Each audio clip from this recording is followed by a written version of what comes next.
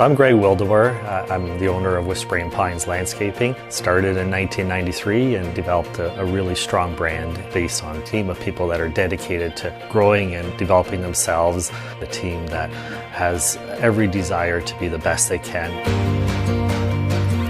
It's a good place to work. There's a lot of variety of work that we do. We get to work for a lot of excellent people. What I think really sets it apart is that combination of the people that are serving and the clients that we serve.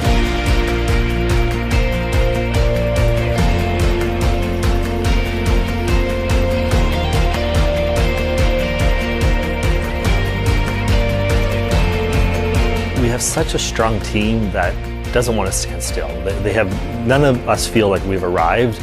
We keep wanting to become better, we keep wanting to grow and develop each other, and creating an environment where people want to come to work, that they enjoy being here. Like serving coffee in the morning is something that I enjoy doing. I don't even have to tell him how I want it. I think he's got everyone memorized.